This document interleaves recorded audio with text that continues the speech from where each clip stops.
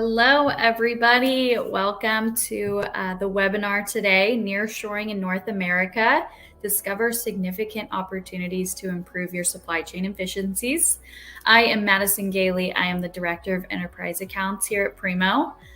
We're going to go ahead and get started with a quick video about Primo to give people a few more minutes to get connected here. So we'll get that started.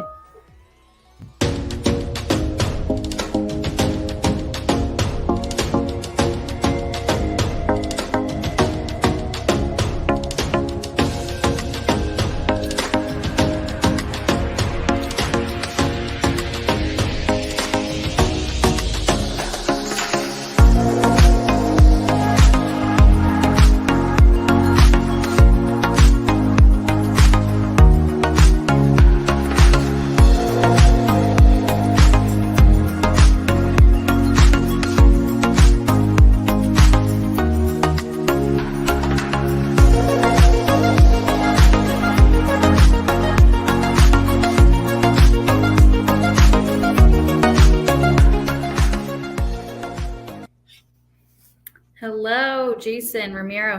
How's it going today? Very good, Maddie. How are you? I'm doing fantastic. Excited to connect. Hey, Maddie. How are you doing? We're doing great. Thank you. Thanks for asking. And thank you for having us here to talk a little bit more about nearshoring. Of course. I'm excited to have this chat today with you guys. Fantastic. Well, we'll just go ahead and get started. I already introduced myself a little bit towards the beginning of the video, but again, I'm Madison Gailey. I am the Director of Enterprise Accounts here at Primo. I've been working in the freight world since 2017, and I've been here at Primo since 2020. So have a lot of truckload background myself, LTL, drayage, a lot of that ground freight experience. So Jayson, do you want to go ahead and introduce yourself? Sure. My name is Jayson Potter. Jayson Potter, Senior Sales Director here at Primo. I've got about going on 28 years in the industry now. Started, getting my hands dirty in the small parcel world of UPS.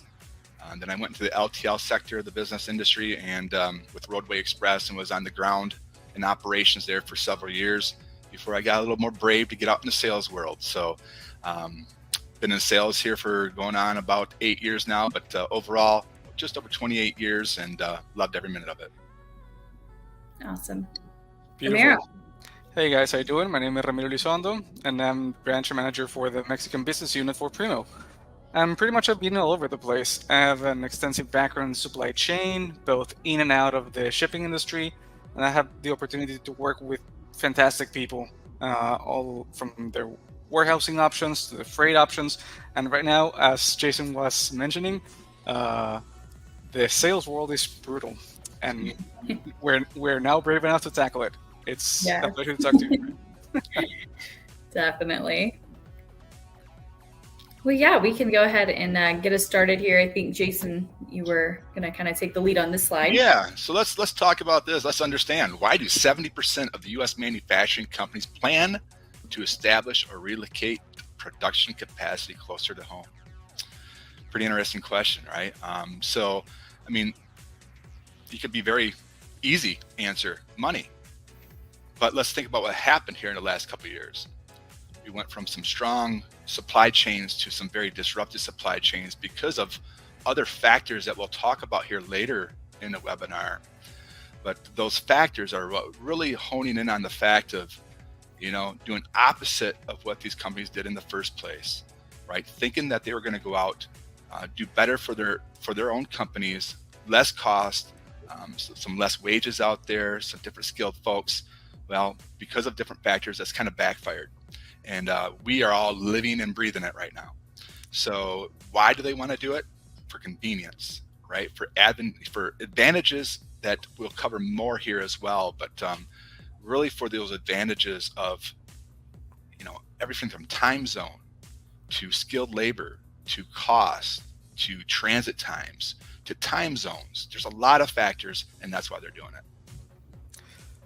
Well, perfectly said. And to hone in a little bit more about what we're going to be discussing, nearshoring. It's one of those buzzwords that pretty much everyone's talking about.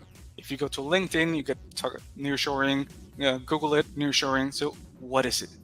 Nearshoring is one of the many strategies a company can take in which they displace a portion or the complete operation to a nearer location on their market audience. It can be on a regional scope, like we're going to be discussing right now in North America, or a little bit broader. So what are the advantages of this? Like you were mentioning, Jayson, especially in North America, you can have the advantage of having both qualified and skilled labor at your disposal without going through the hassles of those lengthy supply chain issues and disruptions that you can have when you go overseas. So there's a lot of issues that we will be discussing a little bit further during this session, but this is pretty much the crack of it. So here, why is nearshoring booming? Obviously, we've got some topics here to discuss, but what we all experienced in these last 3, almost 4 years ago now, COVID, I think that really did it for most people, and the challenges that were at the ports, getting your freight loaded across, in China or wherever your freight was, and getting it to the United States. The cost of a container, the cost that came into play in the factor, really, really hurt some companies. So why is booming? It makes complete sense that you bring that freight closer to home so you can more easily access it. Right, control it better, right? There's not a whole lot of control when it's overseas like that. You feel helpless. And that's what the number of folks have felt in these last couple of years, helpless. All they knew that they had to pay a higher dollar value. They didn't know the implications, what was really going on behind the scenes. And so sit here and we can talk about these points, but very well said, with the COVID situation, Maddie, it blew everything into a tailspin, to the point of staffing. Think about the staffing issues out there.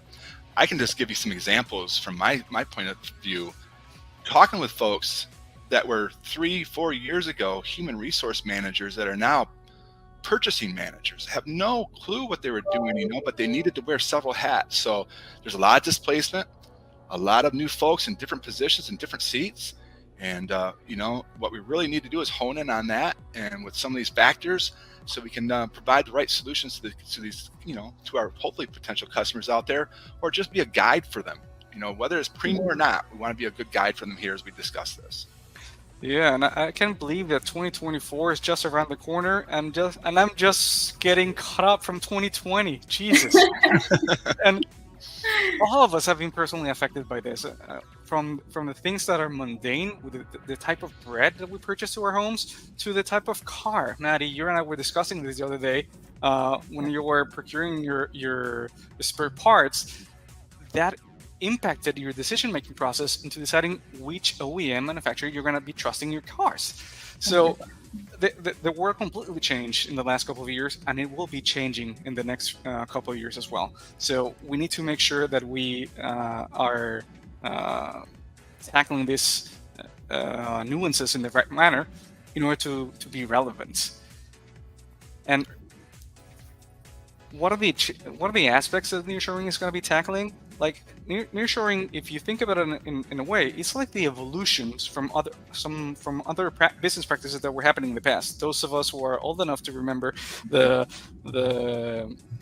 buzzword back then was offshoring or reshoring. When people or companies were trying to make their business practices more efficient, they were offshoring their operations to China or India, some other business locations that provided more amicable cost structures or to better satisfy their demand. What happened is, as you were saying, Jayson, you lose a little bit of control. So nearshoring will affect all of these 5 different brackets, from your supply chain strategy to the supplier network that you create, especially the workforce that's skilled and qualified, all of it through a more safe, quote unquote, supply chain practices across your location. Very well said. Absolutely. And for example, what's happening here in Mexico? Mexico right now is the number 1 business partner with the U.S. and the specialists speculate that the nearshoring could represent a $35 billion industry for the Mexican exports. That's huge. The automotive industry was one of the pioneers, but it's not the only one that are taking advantage of this. And you can see how Mexico has become a manufacturing hub for all the different OEMs.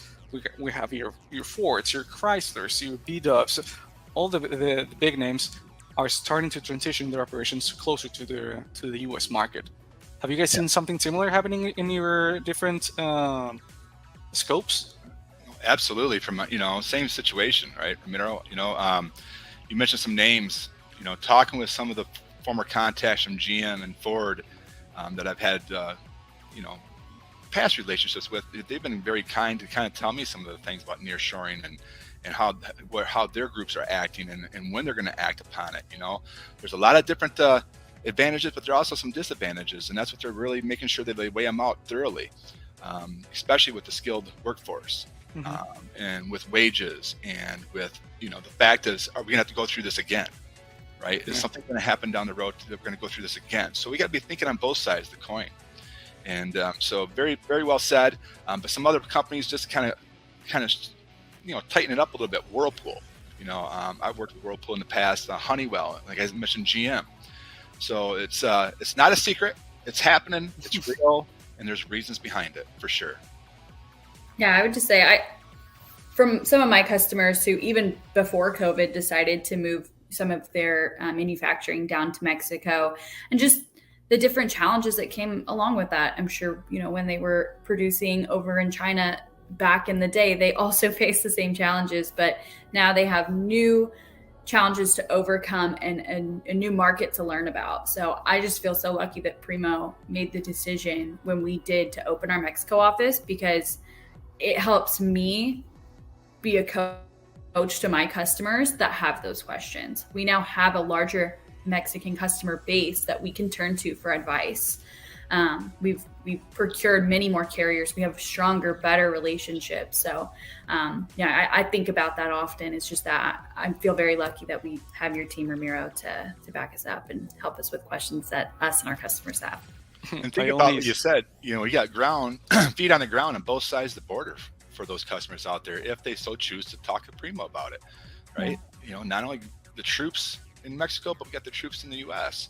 And when that comes together, you get the best of both worlds. So absolutely, some great advantages there, and hopefully some good discussions to be had. Yep, totally. Okay, so I do think we've got some live questions coming in as well.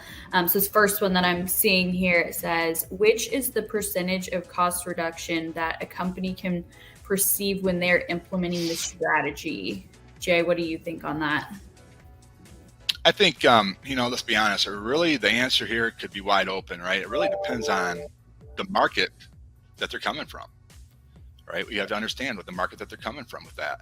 So, but give some examples as well.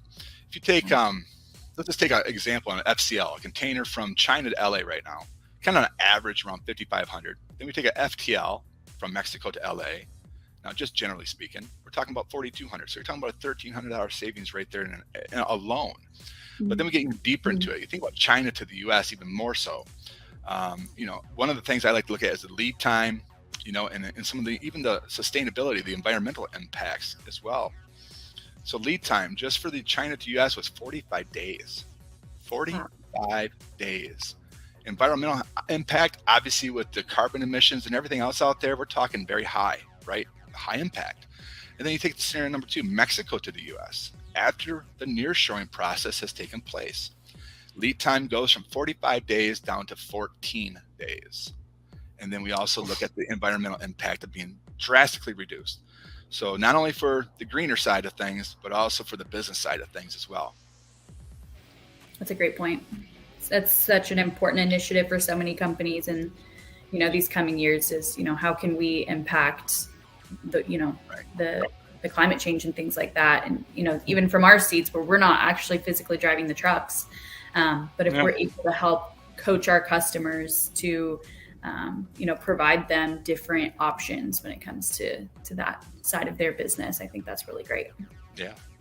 Okay. I've got this other one, Ramiro. I think this is a great question for you. It says, how has Primo helped the automotive industry? I know you guys have a lot of automotive customers. Yeah, and that's not by luck. The automotive industry is one of the FSGs that Primo has decided to invest a lot of time and resources on. And one of the key aspects that we've added value on is understanding their supply chain structure and their needs and their pains. For example, when one of our specific customers has a specific need to remove the truckloads within a specific time frame. So by understanding what their specific needs and wants are, we can procure a specific kind of solution for them. The automotive industry is famous for the just-in-time operation, so we build our tailored solution to satisfy those needs. Awesome.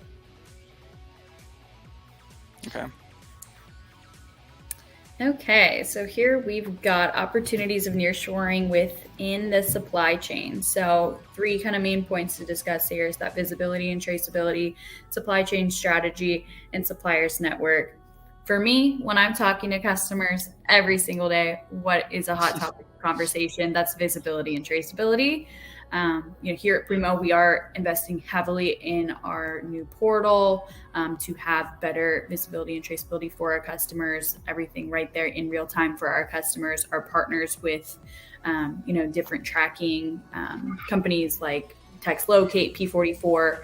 All of that is stuff that we're definitely investing in here. But like Jayson said earlier too, when you're looking at a 45-day lead time just coming out of China, things can get delayed when it comes to that manufacturing, whatever that is. Now everything's just closer to home. You've got that better visibility, traceability, maybe even better communication with that new partner that you're bringing on and working with for the manufacturing side of things. So what do you guys think on these as well? I think that you're spot on, Maddie, but sometimes we got to step back and think as well. Visibility, technology is huge. And whoever you're making these decisions with or are partnering with when it comes to nearshoring, you got to be mindful, right? What can they offer, and what beyond that is coming, for potential tech stack. But even more so, it's kind of like my elevator speech, to be honest with you. This is a people sport, 100%. Yeah. And it takes everybody involved discussing matters, talking about it. Technology can't do what ifs like we can. Yeah. And so whoever you're looking to partner up with when these comes to these decisions of nearshoring, this has got to be on the forefront of your mind. What ifs? Are we going to just have technology just shoved at us and we got to figure it out? Or am I going to have a live breathing person that cares just as much as I do in our Primo? That's huge. Beautifully said. Okay. And we can speak and talk about nearshoring the whole day, but to try to hone a little bit to the 8 different topics of discussions that we have been discussing with our customers that are their main point of interest, we're going to be discussing about 8 specific issues or aspects of nearshoring that we can help you out navigate. And whenever you feel free, if there's any questions, and we're here for you. Like the usual suspects: reduce transportation right. costs and decrease lead times. Like you were talking about it a few moments ago, Jayson. What do you think about this? Well, it's the obvious, right? I mean, let's be honest. It's the obvious. You bring it closer to home, it's gonna cost less when it's all ironed out. Yeah, right. The exactly. On the front end, right? Making sure that we have the right line ahead of us, the right path ahead of us, to make sure that we have the reduced transportation costs, we have the decreased lead times. So definitely some things that you still have to consider. We're going to cut them in half right out of the gate, but if your processes aren't in line, aren't in check, you're still going to have those delays, and that's what we're trying to avoid. And then again, with delays, right? You mentioned earlier the JITs, the just-in-times, the expedites. Mm-hmm. Nobody wants to talk about them. Nobody wants to talk about them because it means somebody messed up somewhere along the line. So they can all be factors here, and we just need to make sure that the path is definitely clean for us. I'm just kind of thinking again more about the decreased lead times. Say a delay comes up overseas, anything like that, that's now going to, push your deadlines, kind of out of the picture. That's going to cost you money at the end of the day. If you're not getting your product where it needs to be because of a delay, well, guess what? Now, if that delay is happening it's just, a 2-day transit away or whatever that might be, you're still saving yourself a significant amount of time. 100%. I got a question here as well. Perfect. Yes, this one says, with the cross-border complexity, can Primo guarantee freight delivery times? Jayson, what do you think? I know you've got, some customers that have been rushed to get stuff across the border. Well, it's kind of like I tell them, right? Let's be honest. I hate saying it like this. There are no guarantees in this industry when it comes to moving freight on a designated time.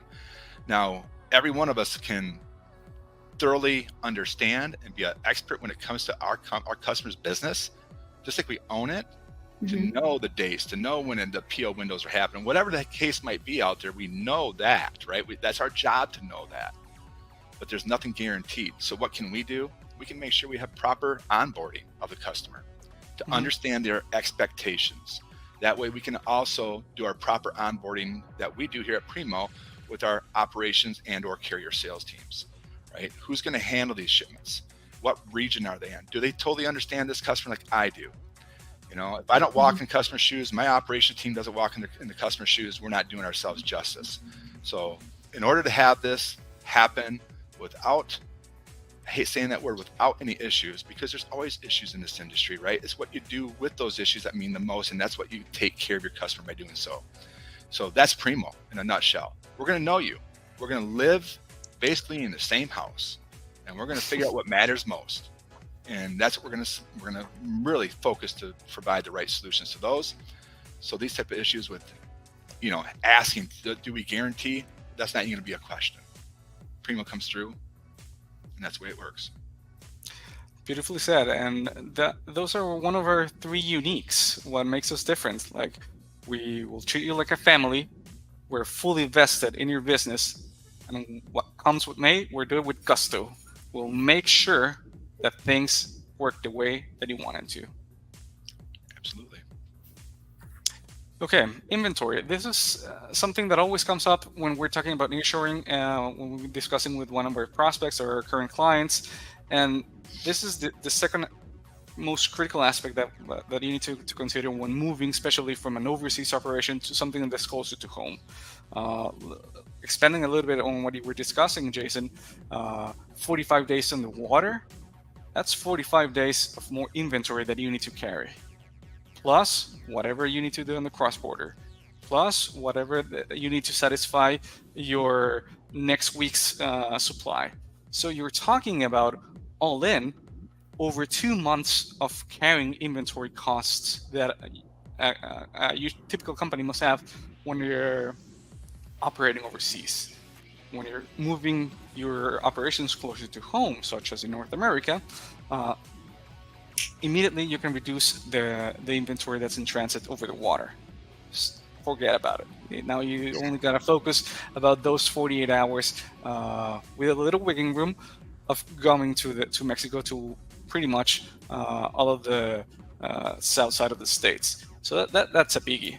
And in terms of sustainability, that's also one of the main aspects that our clients are currently focusing on.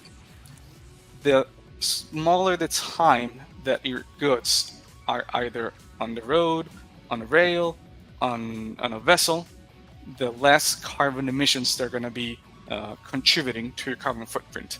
So the closer you are, the more sustainable you can be into your green aspirations. So nearshoring, it's perfect for that. Awesome. And I do have a question that came through about inventories. Does Primo have experience in rebalancing inventories? Oh, totally. And we love that. That's one of the consulting aspects of our business that we can have.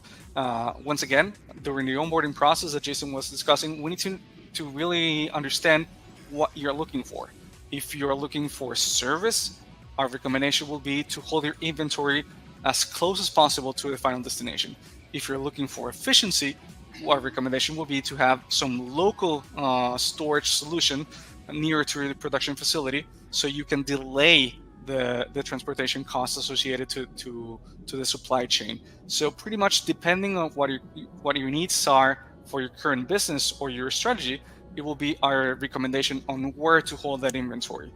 always keeping in mind that we want to keep your inventory costs as low as possible without sacrificing the end customer service level. Definitely. Absolutely. Yeah, visibility. Yeah. Visibility and traceability. We've seen this a few times, haven't we? I think people want to know a little bit more about their freight and where it's at. So thinking about that, right? Thinking about what do we need to look at here? What type of options are out there when it comes to visibility and traceability?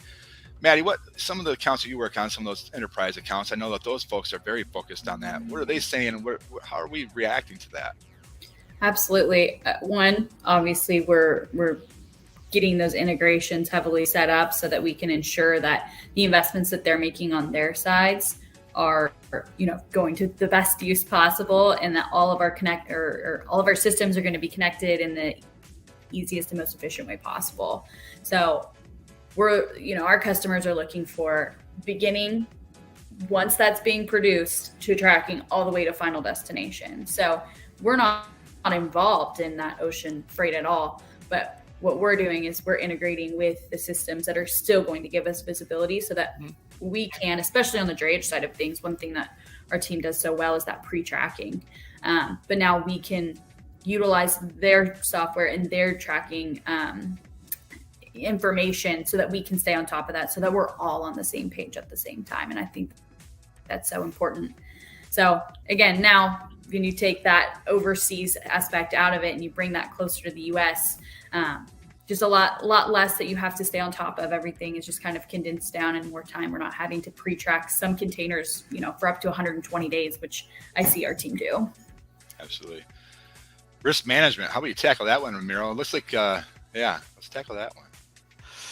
Well, risk is always an issue when you're talking about having some sort of operation. And the way that we assess this is, once again, by understanding your business.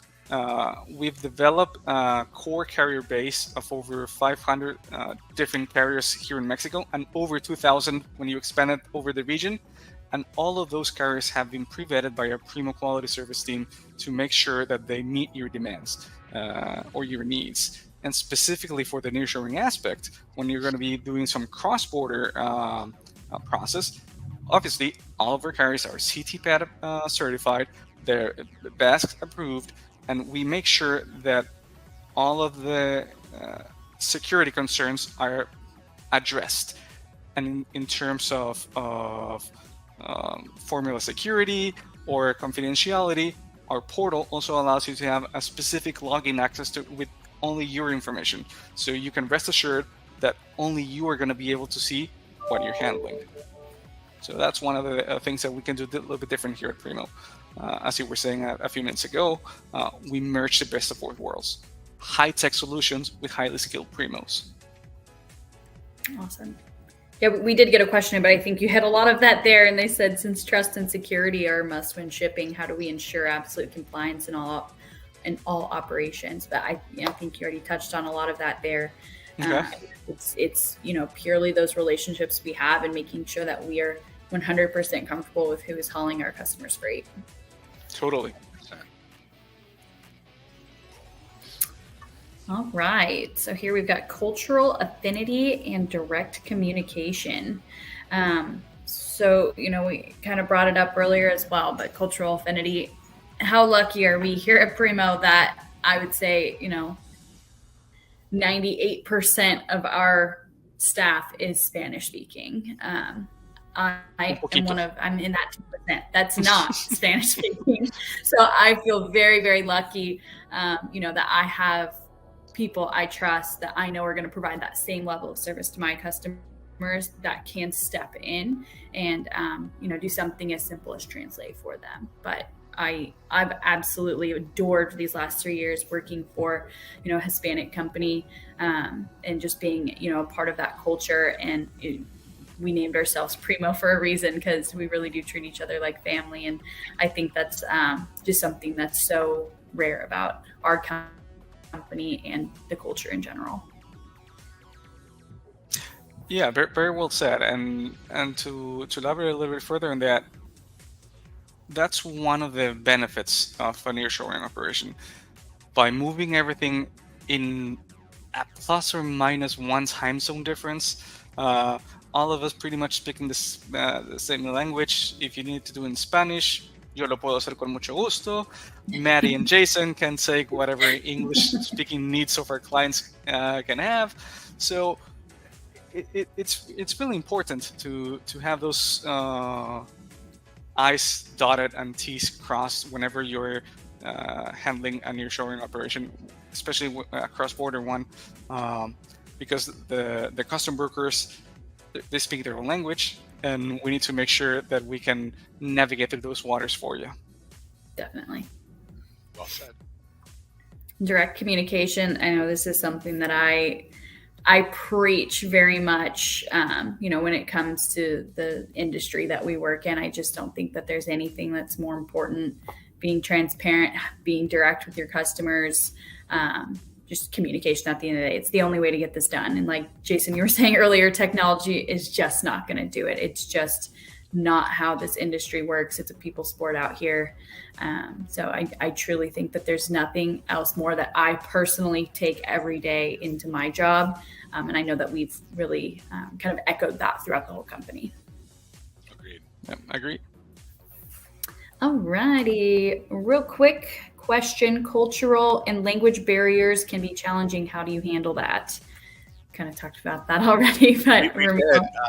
Well, a couple of things come to my mind real quickly. It's kind of our core values, right? Diversity, tenacity. I don't think we need to say a whole lot more. All right. And I do know we're coming up at the end here. I think we've got a couple more slides to get through. So let's try to power through. Jay, you want to take this one? Yeah, this is just the strategy to reduce the supply chain costs, but there's a lot more, obviously, right? Kind of the Primo way. Plan, execute, settle, measure, improve. Pretty easy, you would think, right? But there's a lot more in between. Yeah, totally agree. And as you can see on the ticker on the bottom of your screen, it doesn't matter what industry you're working with. Each one of those industries have their own unique challenges. We have developed a really good acumen of expertise on our specific FSGs that you can see right now on the screen. But whatever you need, we can tackle them. We have an expert group of people that know the trade. I'll just put a little plug in for myself because it's my time, might as well shine real quickly. Machinery, solar. You need anything machinery world or solar world moved, definitely we know how to do it. Chemicals is a big one for us, right? Having the longevity partnership of certain companies out there. But like Ramiro said, it doesn't matter what you guys move. We have somebody here that knows how to move it. And it's not just being cocky about it. It's literally knowing how to move it to help save time and effort and cost off you. And that's what our whole goal is. So anybody that you want to marry up with here, right, when it comes to your nearshoring effort, just make sure they understand your world. If they don't want to live in your world, call Primo. We definitely want to live in that world. Great. All right, and last slide here. We've got QR codes that will take everyone to our LinkedIn pages, our contact information, phone numbers, emails, anything. So please feel free to reach out to the three of us here at Primo. We would love to have further conversations with anyone who's interested. Absolutely. Yeah. We are a conversation away to expanding your supply chain world. Well, perfect. Awesome. Okay. Guys. Thank you so much. You. Yes, it was wonderful. We'll talk later. Thank you. Adios.